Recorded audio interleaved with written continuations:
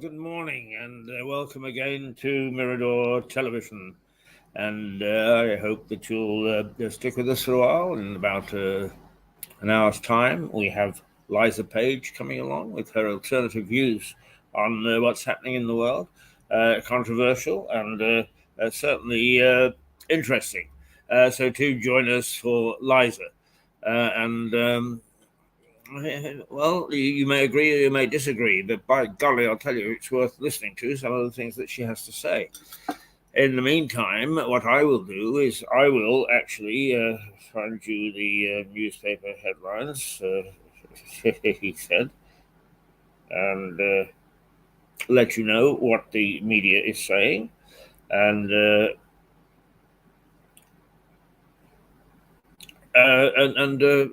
all in all, we have a potpourri of all sorts of things from the past that we think you should, well, you will be interested in knowing. And the newspapers are interesting because while we're talking about tanks, there's another probe, another scandal probe. They want to take our minds off things in Westminster. Is Raab bullying probe winds and the suggestions that the Deputy Prime Minister is a bit of a bully indeed, and that basically what he's been doing is he's been knocking his colleagues around or battering their brains in or whatever, just to here we go. We're getting bits and pieces together here. It's been an early morning onslaught, and he's been battering everybody's brains to pieces just to make sure that they're paying attention to what he says, which means that we should pay attention to what he says, and then you should pay attention to what we say. Ha ha ha ha! A fine state of affairs that would be. Oh yes, indeed, indeed, indeed. And what a fine state of affairs. So let's just take a quick look, shall we, at what the papers have to say. And we start off with the I. Allies send tanks to hold back Putin as Ukraine war escalates. So the fighting in Ukraine is increasing. The Allies, at long last, I think it's about 9 countries, have NATO countries, have at long last said, yes, we will send tanks. Apparently, the production in the United States of their jet aircraft has been upped. The United States is coming to the war at long last, and it's going to send some jets. And all in all, there's a pretty significant opposition that is lining up against Russia. Will it make any difference? I don't know. Mr. Putin certainly isn't a man for turning.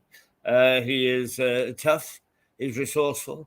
Don't ever think that just because he is the villain at the moment, that he is not has the ability to actually knock us about a bit too, or at least knock the Ukrainians about, which would be, in all intents and purposes, knocking us about too. So there we are. That's the main headline. The Financial Times. Well, here we go. Lockheed ramps up F-16 production as Ukraine allies debate sending jets. So the production in the United States has started. They're increasing it. More men, more factories, more planes off the assembly line.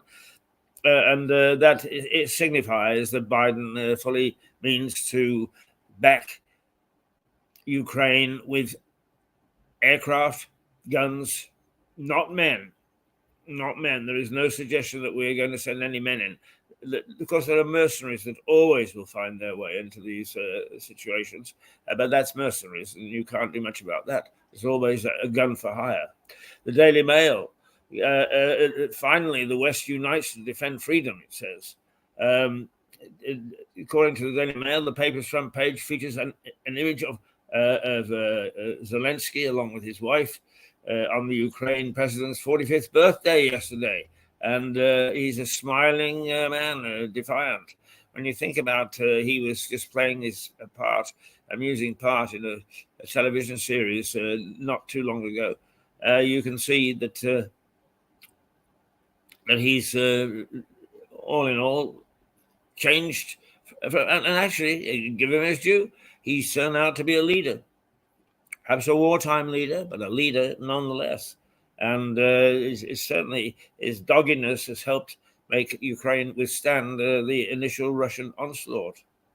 And the Mirror is the world is united against evil. Allies send tanks to fight the Russians, and Zelensky's praise for military boost. The world united against evil is the headline on the Mirror's front page. The paper carries quotes from President Zelensky, who said he was sincerely grateful for the Western military support. Elsewhere, the paper reports that 1.3 million children are in the UK are living in poverty. We've got a lot of problems at home. Let's face it, we have got a lot of problems at home.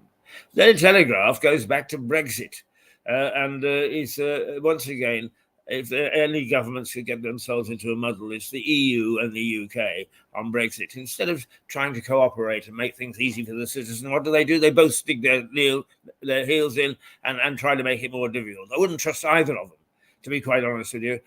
We're well out of the EU. It's a rotten organisation. Having said that, it is finding our own government baffling, as indeed I do.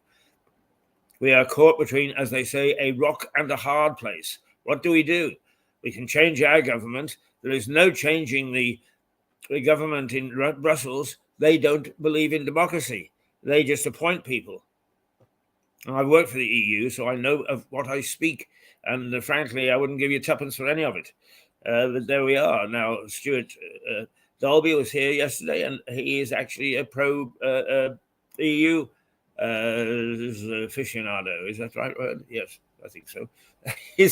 And he would actually, if not go back in, certainly seek closer relationships. I don't object to closer relationships as long as it's a two-way relationship.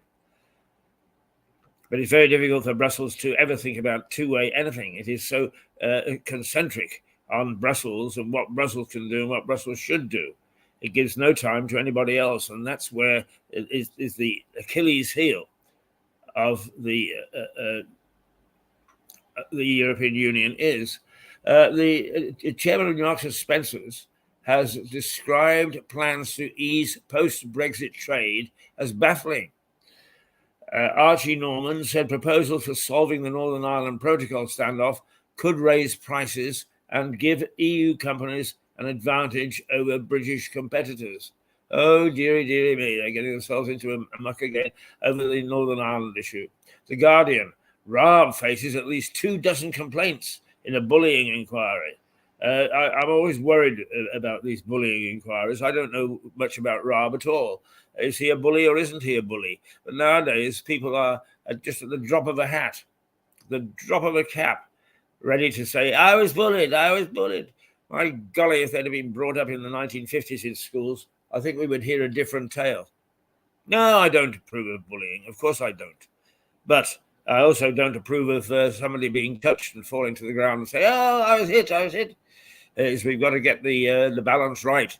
And it's all out of kilter at the moment. So people are being accused of all sorts of things which 50 years ago would have been taken in stride.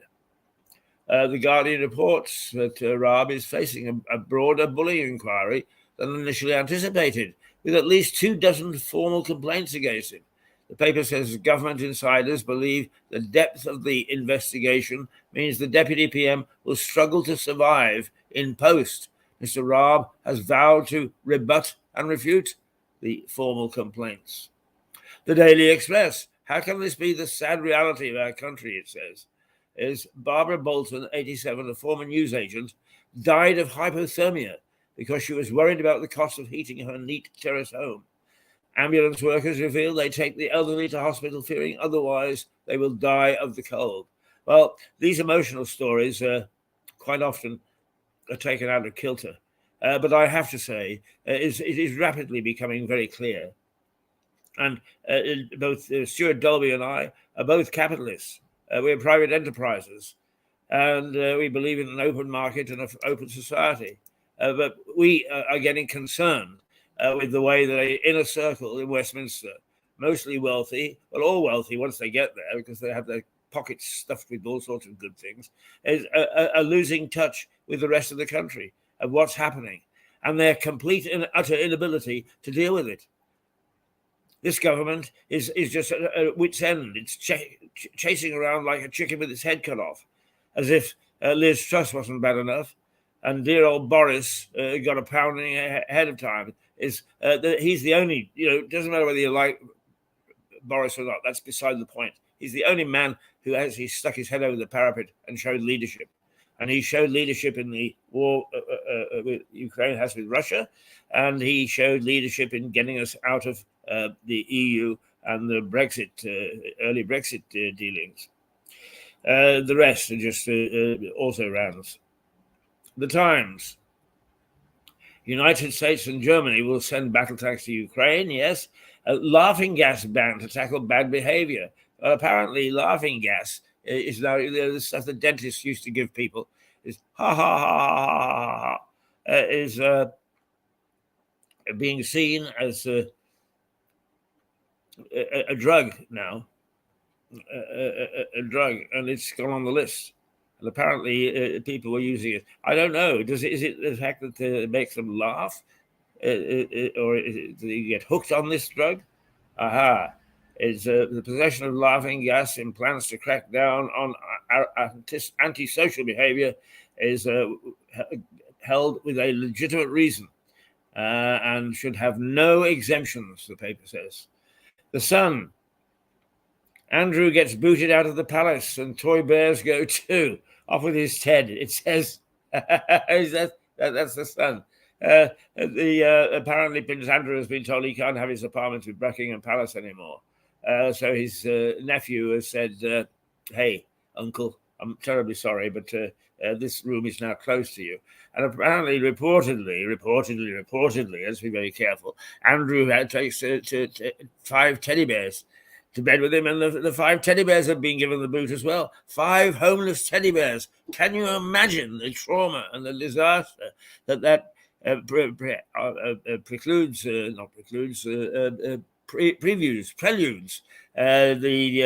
disaster that's befalling another member of the royal family? Gosh, they can't leave it alone, can they? The Metro, 2 to 3 cops in court a week. The Met's wave of violence against women's case, it says the Metro. It says comments from Met Commissioner Sir Mark Rowley, who said the public can expect to see 2 or 3 police officers a week appear in court accused of serious crimes. Elsewhere, the paper warns Vela boiler suits could be in vogue after actor Brad Pitt was spotted wearing an all-in-one on the streets of New York. Everybody's going to walk around in onesies or twosies or whatever the hell they call them. Now, how about the Star? NASA goes nuclear for the Mars mission. Thrusters to warp drive. And it says that nuclear-powered space rockets have been developed that would allow astronauts to fly to Mars in 45 days. And it can't help it, tongue-in-cheek, the paper says, that's the same time it takes to get a straight answer from a minister. Yes, sir. Yes, ma'am. Yes, etc. Let's see where we are here.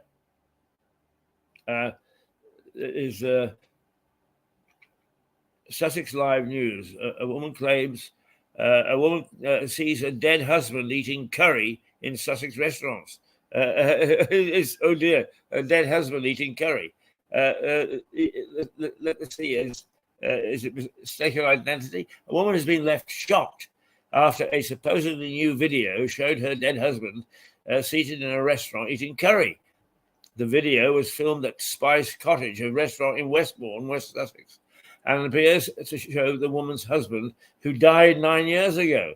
The video has been released to show the recent renovation work that has been completed at Spice Cottage. And in the second clip, titled New Year, New Mood, various diners are seen chucking into their meals as music plays in the background. Did they use a piece of old video?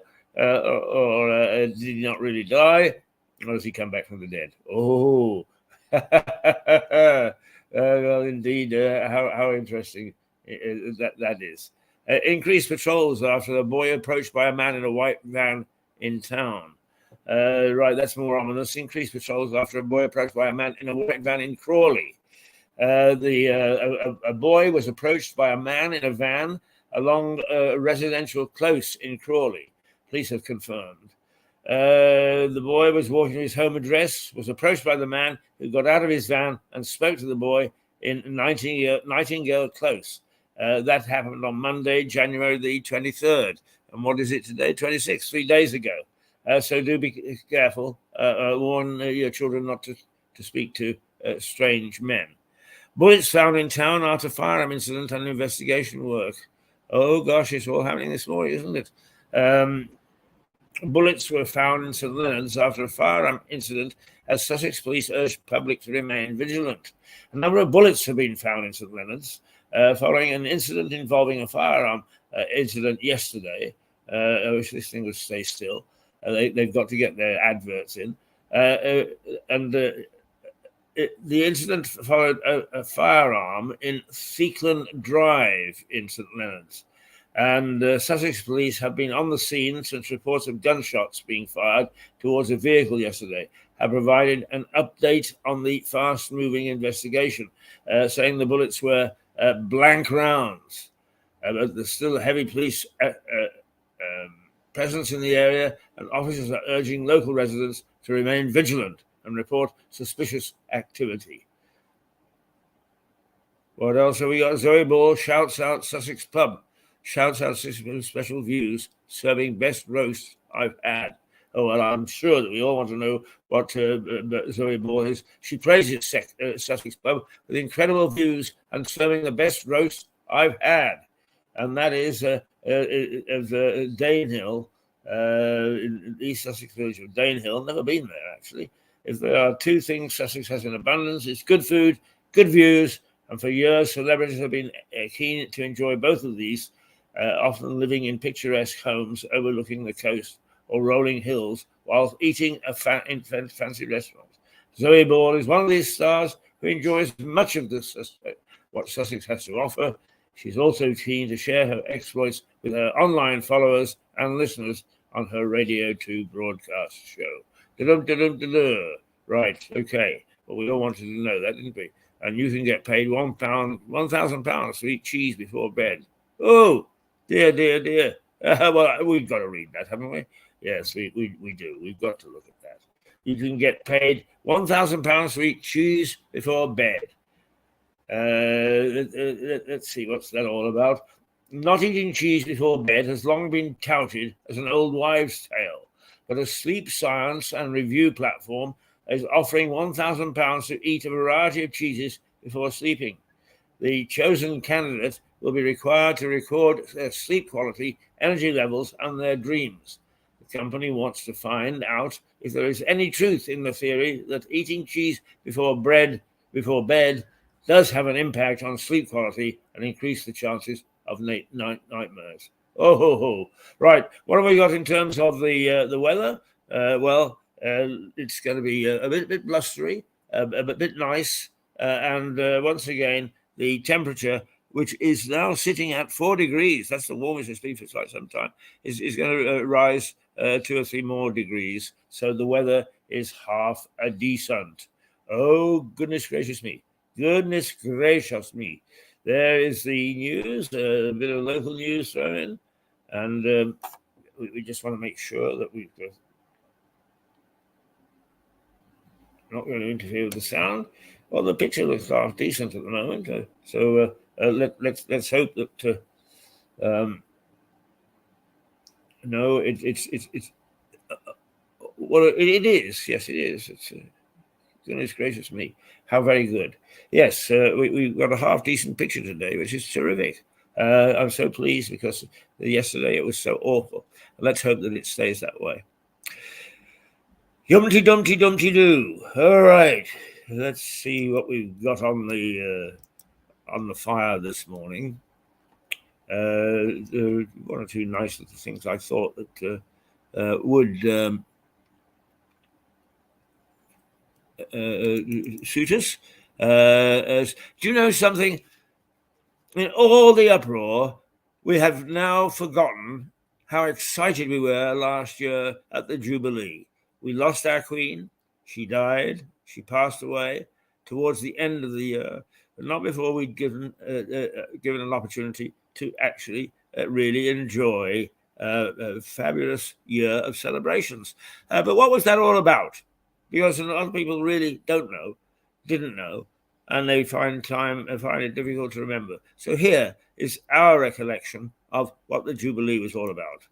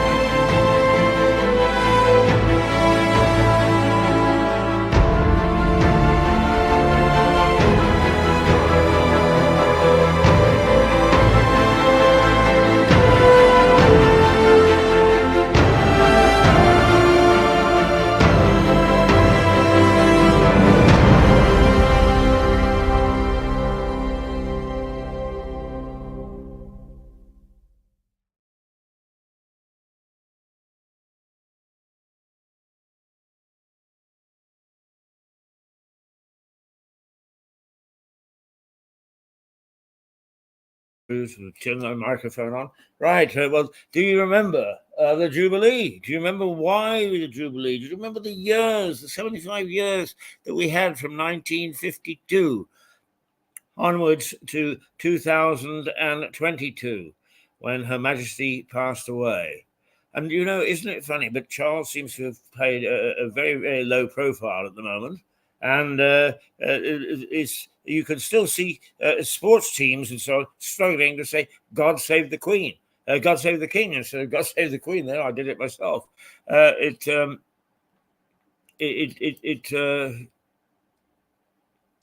Right. Okay. Now, one of the things that we've got to do is we've got to change this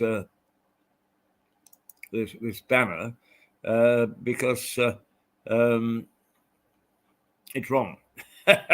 Well, we'll have to put up with it just for a little while, but it's just Keith, and Stuart may be along, but certainly PLiza Page will be along, and we can see what else we've got to take a look at, because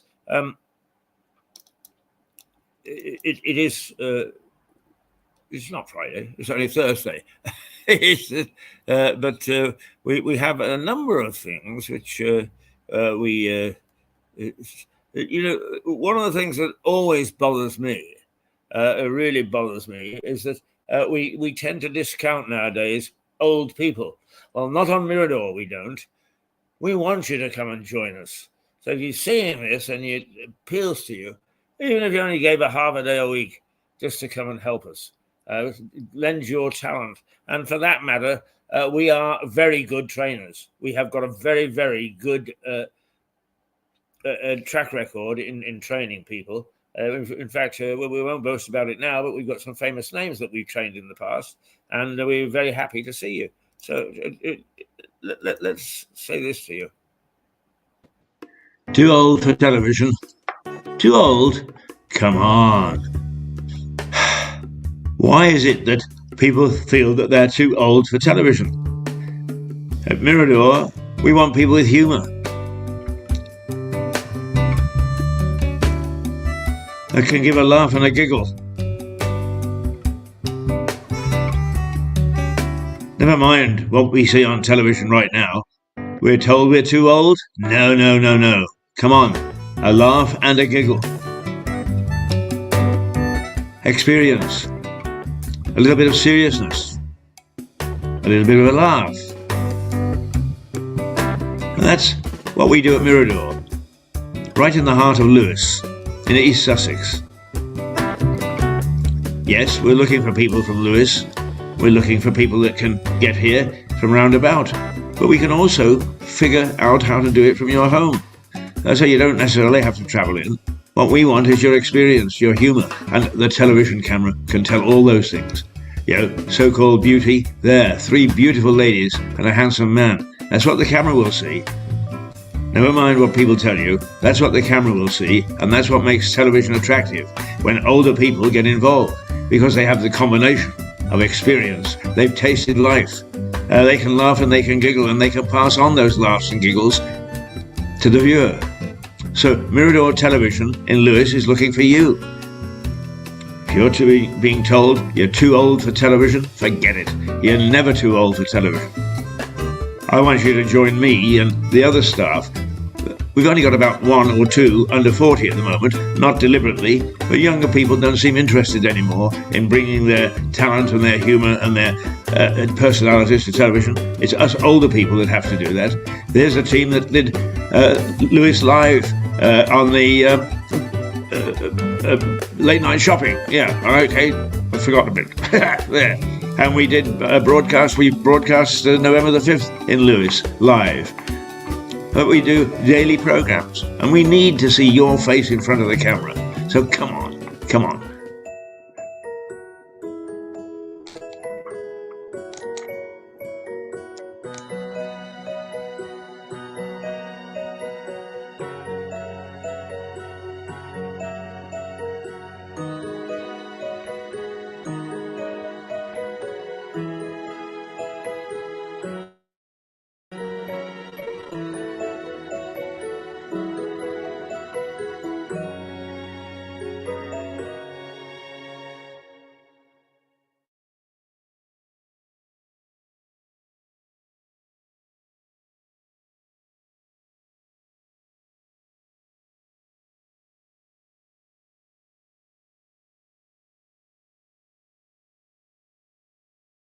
Join the mouth that roars. There you go. I always forget to turn that damn microphone back on, and it'll be the death of me, that. Absolutely, because there I go, jaw, and forget to switch it on, and everybody just sees my mouth moving. Mind you, some people have said, Keith, that is your preferred position. All right. Okie dokie. Well, that is... the 2 little things, first of all, is, yes, let us get older people involved. Goodness gracious me. There's no reason why they shouldn't make a contribution. Their voice is as important, if not more important, than those of younger people. We keep on hearing about give the younger people the vote and so on. I was wet behind the ears when I was 16. I was bloody wet behind the ears when I was 26. And actually, to be frank with you, I think an awful lot of people today are so lacking in experience because they spend their time with computer games and so on, is that they're wet behind the ears at 30. And that's where our governance is coming from right now. Let's get a few of you oldies back. And you can start by helping us to try to at least review, if not be totally critical of what's going on around us. Right? Why not? Come and join us. Have your say. We'd love to have you do that. Yeah, right, okay. What was we got here? Right, I know what we're going to show next is because we are accused of ignoring New Haven and Seaford. Well, here is a little video that we put together about a year ago of New Haven because it was about to get some funding. And I hope that funding is going to be used wisely and not on some silly, fanciful idea of... let's make this pure air and politically correct and so on. I mean, sheer waste of public money. We have got a chance here with millions of pounds to spend of rejuvenating the town centre and to improving the waterfront. That's where the people will come to be attracted, not with some sort of colleges or office buildings or whatever, which, as I understand, were at the nub of the proposals. Politically correct is not standing up to scrutiny in this world, which is under great pressure, under great strain from mismanagement and the economy spanking us for not paying attention to it, right? Here's New Haven, right? A seaport, a wonderful history. And at one time, apparently, it was a wonderful market town. And then, of course, the planners got hold of it and they ruined it. Well, now let's put it back together again and not fart around with silly nonsense ideas. Here it is.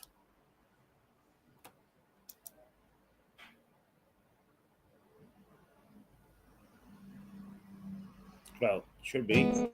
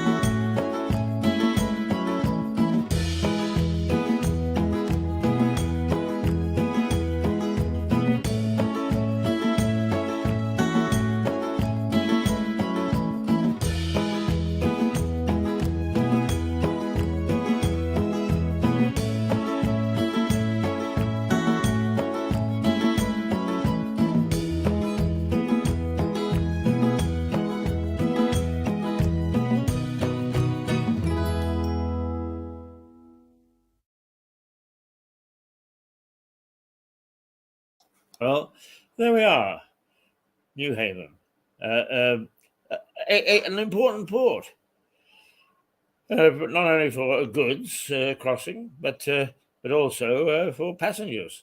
Now, the picture is starting to dissolve a little bit, and I have no idea, once again, why. It is sad that this happens. It does. We are, as I keep saying, doing our best to try and get over it. And whether, in fact, perhaps the internet broadband has met its match, that it's never going to work. Still, the picture is good enough for us to persevere today, and we will continue to do so. We look forward to having PLiza Page here. It's 9:05 on the 26th of January, 2023, and is a morning where we wake up to find that the Allies have followed Boris's urging, and 9 NATO countries are going to send tanks. The Americans are actually upping production of fighter jets in case they are needed by the Ukrainians to fight back against Moscow. Leader of our armed forces says it's not likely that this is going to turn into a world conflagration, that it will stay a conflict between Ukraine and Russia, but with help on our side from major powers. Let's hope that doesn't mean, although they haven't shown great friendly tendencies, that Russia and China will get together. Or Russia and the other dissident nation, for that matter. That won't help matters at all. What we need to do is to stop this dreadful war, to stop it in its tracks. Right now, the picture is improved again. Oh, it's on again, a bit like feeling a headache after a hangover, isn't it? It's always there nagging, but sometimes you conquer it for a few hours or a few minutes. Oh dear. Oh, let's tweak the tail. Well done, the energy companies. They're full of bright ideas to help their customers. Now they've made power so expensive that for an average house such as this, you can't afford to heat it. So you don't need appliances such as this. But that means you also don't need a fridge, because you can keep your groceries cool and fresh without it. The house is cold enough. Well done, chaps. There we go. So that's our little tweak of the energy companies who still play fast and loose. And Energy Matters with Stuart Dolby. It was on yesterday and continues to come along every Wednesday to bring you up to date with what's the latest that's happening in the power sector, and what you should be aware of and what you should be careful about. One of the things that is patently obvious is that even though international prices are coming down, the domestic fuel consumption prices are not changing. Why? Well, sometimes there is a good explanation, and sometimes it's just the big boys, once they've got their hands stuck in, elbows stuck in, and they're starting to gather excess profits, can't put the thing alone, can't leave it alone, and they unfortunately right, let's have it. Oh, yes.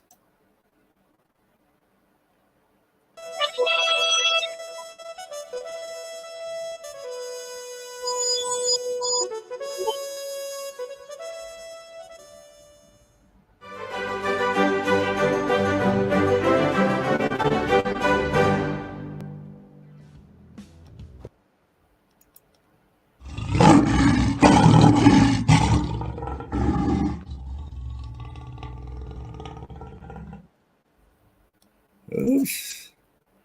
Okay, I'm back here. I think yes, I am, and we're now trying to look at what else we've got for you. Delightful stuff that we have, and some of it we have to guess a little bit. Oh yes, let's remind you who we are and where we are, and so on.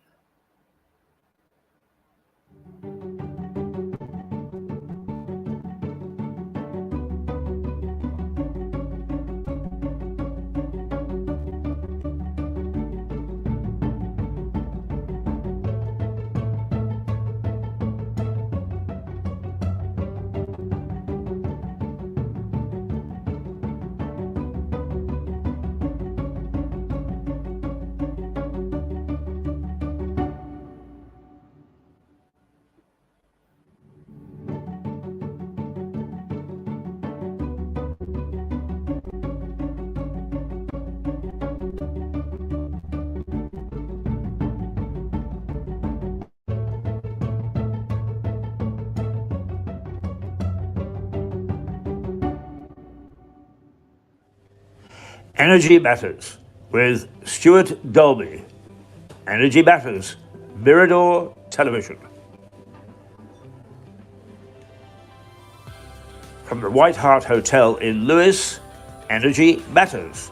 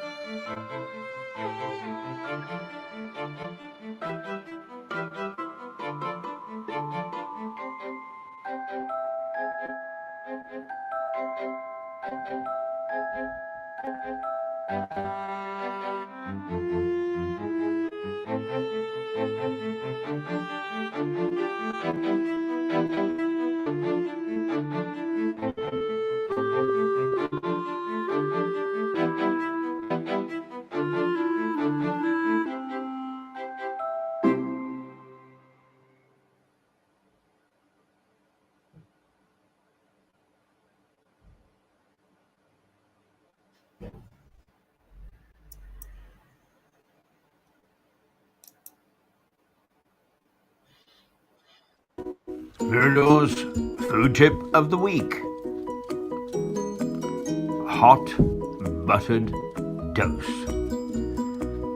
Have we forgotten how wonderful simple hot buttered toast can be?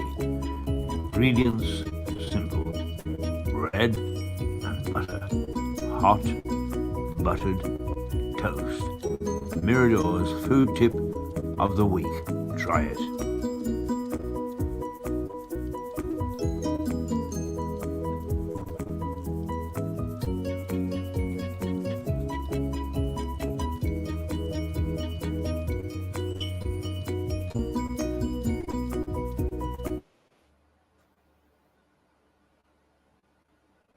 Well,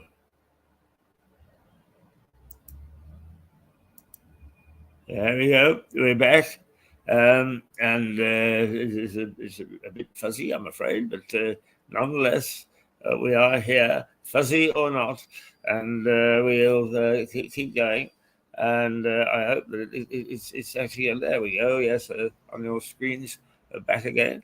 And we're just taking a little ride through various things, but we are expecting PLiza Page in I don't know, about 15 minutes or so.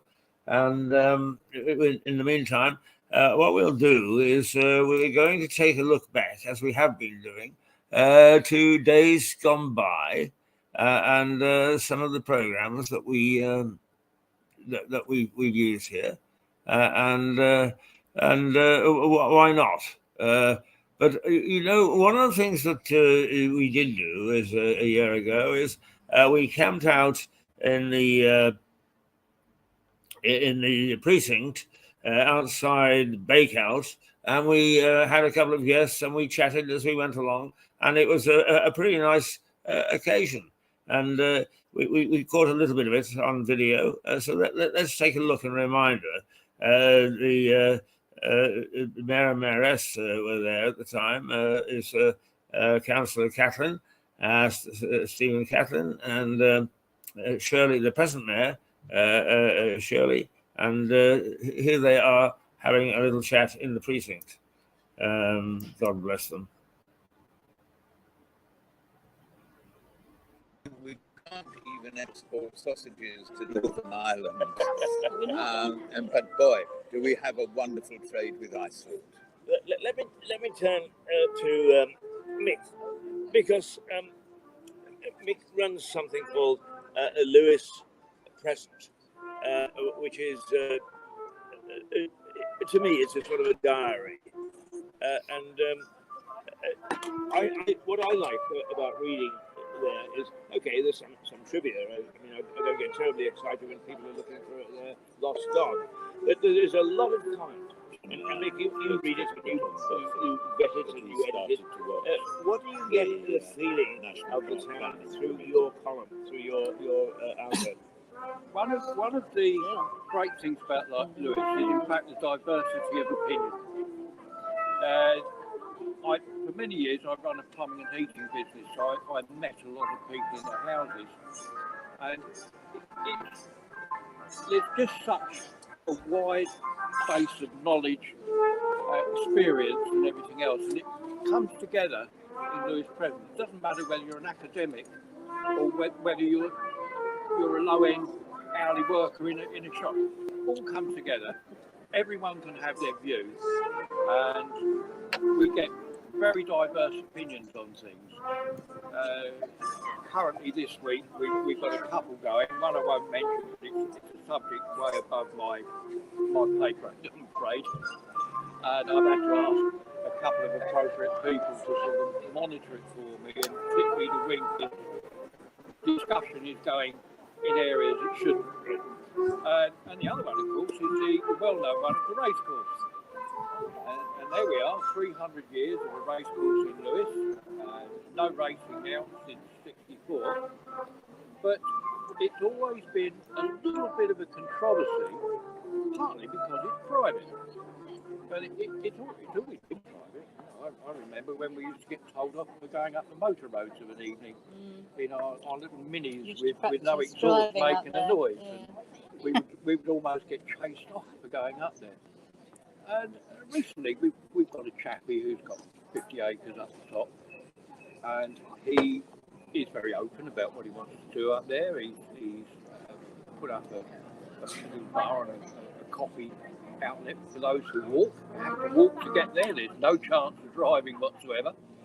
And he's put in a pre-planning application for a little bit of rather nice camping up there on a seasonal basis. But all of a sudden, there are those that see that there is some great master plan up there to change everything, redevelop everything, turn it into a commercial centre of Lewes. Well, when you had racehorses up there and training, it was very much, Lewes was a huge equestrian centre. It was commercial industry. It brought a hell of a lot of money into this town and an awful lot of employment. And virtually all of the stables have gone. So anything equestrian now tends to be more of a leisure pursuit. And we get a huge brouhaha going on about people assuming that some sort of development or projection is going to lead to a much greater thing, where there's actually no real evidence that that's the case. Could I just say, Nick, I had an email last night from someone raising not a welcoming point of view. And I had to point out, I'm not actually on the district council anymore. District does licensing, district does environmental health, which was one of the concerns raised by this correspondent. And also, it puts into perspective Lewes town, because legally it is a civil parish, and the racecourse is not in the Lewes civil parish. The racecourse, you will know better than me, because I can't remember, it is either in the parish of St Anne Without or St John Without. I believe it's St Anne Without. Yeah, so it is that parish that will probably be consulted and not Lewes town. I think one of the things we have to remember, though, is very, very important.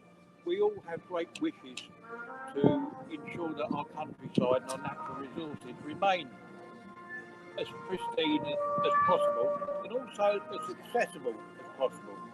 But it costs money.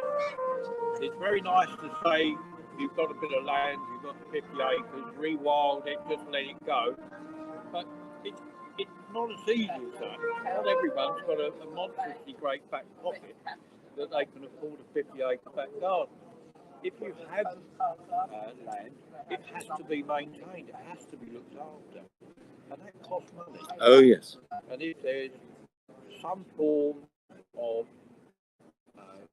amenable offset, and in this particular case, running a proposal for bringing in a modest amount is some camping, seasonal camping, it has to be taken as, is there in fact a benefit to the land in general? And I think most people would say that yes, good husbandry of your land is the right thing to do. It's not exactly unusual around here. We have a lot of farms that have gone into some form of additional reuse. Shepherd's huts are very easily available on Airbnb, and then when you look at them, they're dotted around all over our lovely area. A simple thing that can bring in an income without affecting the landscape or affecting the natural area and the wildlife and everything else. We have to be able to allow people to look after their land and keep it, hopefully, in in a manner that we would appreciate. Indeed, your constant mentioning, and that's not a criticism, your constant mentioning of 50 acres reminds me of a Max Miller story from years ago, which you may need to switch the off button for, Keith. But Max Miller said, yes, my wife, you know, when I married her, her father said, I'll give you 50 acres and a cow. You've guessed it. I'm still waiting for the 50 acres. Well, a little bit of political impropriety is okay by me. It's just the things I have to put up with every day. Please. Yeah. As Nelson used to sing to Lady Hamilton, don't talk about me, one eye's gone. But never mind, you can talk about me now, Shirley, to your heart's content. Now, you're sitting with one of the homeless in Lewis at the moment. That's why I'm not wearing a tie. And one of the things that I've discovered in dealing with the district council is that it's all being done from Eastbourne, and there is really very little understanding of now the people that are hired there of what the hell goes on in Lewis. Is that just because I'm homeless and having a bad time, or does that have a resonance with you who are at the heart of government? Oh, well, I wouldn't say we're at the heart of government unless you spelt it with a capital F, but that is a complaint. All the post comes from Eastbourne because they charge Lewis for dealing with it. All the payroll is done from Eastbourne, who charge Lewis a percentage of the payroll for doing it. Even elected members in Lewis are paid by Eastbourne Borough Council. The chief executive was at Eastbourne, and there is a rumour whizzing around that new staff either live in Eastbourne or are friends of the current Eastbourne staff. The Lewis District Council pension scheme was run separately, and a nucleus of people were kept on that so that the Lewis pension scheme could continue to run. The number of people on that has now dwindled to about 5. Your legal officer and your chief financial officer must be paid by Lewis, so they are still on the payroll. But there is a general feeling that with many redundancies being offered to former Lewis people like Dan Wynn, the tree officer, whose knowledge of trees and all the rest of it was without equal. He took redundancy in the end because it had become such a man's nest to live in. So who do we have? Who will be next to go? We lost a very admirable legal officer in Catherine Knight earlier this year or late last. Nothing wrong with her replacement, but Catherine Knight, this person ain't. Catherine knew how to deal with any situation. So the quality, I keep thinking of The Merchant of Venice, and I was going to say the quality of mercy. The quality of service is not strained, it's just giving at the bloody knees. And it shows all the time. We have... there is a promotion which I did a little while ago from Mirador, in which I point at the camera and I say, and they know who I'm talking to, is give us back our town. What does the future hold? Do we stand any chance of getting real governance back here, or is it going to get worse and worse and worse and more distant? I think our big chance will come if the much vaunted unitary authority takes place, because the unitary, which will be formed of East and West Sussex, will see the cessation of district councils, and town councils will rise to have more responsibility. Of course, it depends on the vision of those councils at the time that happens. But Keith, we do have some excellent people still working in Lewis. And the guy who is head of housing, not an elected member, but the officer, I have great time for. I needed to bend his ear on behalf of a friend of mine. And on that ear bending, he agreed that the friend needed perhaps some adult social care, perhaps needed pointing in the direction of more sheltered accommodation, and that is all beginning to come to fruition. So, perseverance. I hate the word perseverance. It sounds as though you're describing someone whose first name is Percy. So, perseverance, which is an archaic pronunciation, is the order of the day. Not to lose your temper, but to just quietly try to get the right ear. And the ear, and now, is the one with the trumpet. Well, he's getting good free publicity for whatever he's doing. I just hope you don't get charged royalties for the music. Well, now that's interesting. The other thing is I can't recognise what he's playing. So if the copyright people, well, we should be grateful for that, because if you did, I'm sure you would want to join in. But Mick, once again, somebody who also gets a great reflection of the people of Lewis. What Stephen has just said is, do you find that there is that reflection amongst people here? Are they worried about the fact that everything is moving towards Eastbourne, and that there's only a little cadre of good people left here? And particularly, as you pointed out, the nature of the town is changing. Are people worried that we're being run by Eastbourne? Surprisingly, very, very little comment. I'm surprised that people do not comment far more on the fact that Eastbourne is now the big brother. Mick, The big brother. I'm sorry to interrupt, but you have only to see the turnout at the county elections to understand that apathy rules, not only in Lewis, but in this country. In Lewis, if the streets are swept, and it is an if at the moment, and the bins are emptied, people don't see anything to whinge about. Apathy.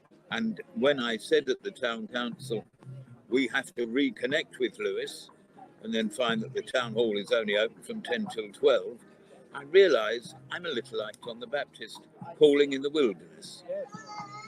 But it's very difficult to answer the simple question of what benefits have come from this amalgamation with Eastbourne. Redundancies of experienced staff.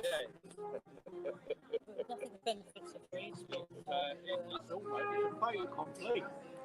Keith, Talk about you never miss things till they're gone. Well, it's virtually all gone now.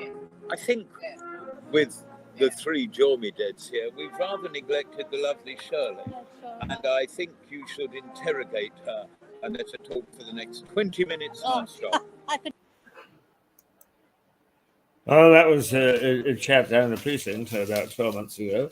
And much has changed since. I thought I would, while we're waiting for Liza, and I know she's now in the building, Liza has entered the building, is that we'll just have a chat. Actually, through the camera, the picture is much better than it is on video, so perhaps we should try to concentrate a bit more on that. But this, I think, is very disturbing. That the Met Chief says 2 or 3 of his officers will face a court every week to face criminal charges over the coming months. So Mark Rowley, who has been in post for 4 months, warned more painful stories will emerge as he tries to remove hundreds of corrupt officers from Britain's biggest force. How in God's name does hundreds of corrupt officers get into Britain's police force? Well, it's because a lot of them apparently were interviewed over the computer, over the internet. I remember when I was discussing the merger of the various practices here into one great big surgery, with the past head of practice here. And he said, medicine isn't all about looking at a screen and looking at notes. It's also about looking at in people's eyes, getting to know them, understanding what drives them, what upsets them, is all that has to be taken into account. Well, how do you when you're looking at a set of notes on a computer, or you're actually talking to somebody on the phone? You can't. And it's much the same as policing. You cannot do certain things by using the computer. You can't do them at a distance. You simply cannot. Human reaction and interreaction is terribly, terribly important. And it is not taking place. And as a consequence, we get these sort of scandals going. And once they build, they are very, very difficult to reverse. So we've got an assessment by the chief of police that 2 or 3 officers will face a court every week. This is just the Met. So heaven only knows what's happening around the rest of the country. And it's just very sad that this is so. Let's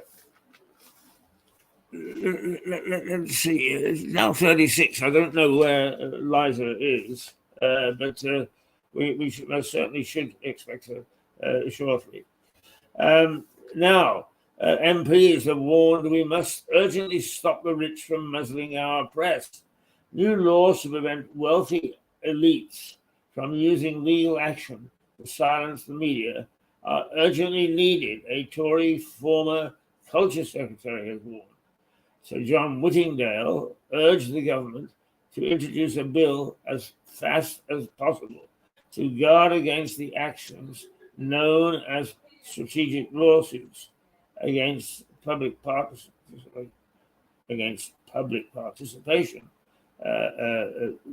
It comes after Tory MP Bob Seeley tabled proposals to make it more difficult to introduce slaps, which he said are designed to silence media and to silence campaign groups, or for that matter, silence individuals. He also criticized law firms for offering to be involved in the actions. Ministers announced proposed reforms last July. Here we are. This is what we're reading at the moment. To throw out meritless claims quicker and put a cap on costs. But they have not yet progressed in Parliament, right? No parliamentary time. Other things far too important, right? Like bullying the Deputy Prime Minister, eating of illegal cake by the former Prime Minister, is getting the economy topped up by another former Prime Minister. God, how many former Prime Ministers do we have to have? It's very sad indeed. Anyway,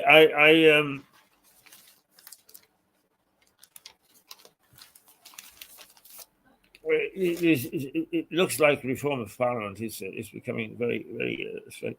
I should have started this next section of the program, and I've only got something that is very long. So either we get some action if we can, or we're going to have to go through some other things. Picture is no screaming hell, I'm afraid, today again. This weekend is a weekend to be looked at in terms of all sorts of administrative things which we've got to do, and not least of which is a sort of a form of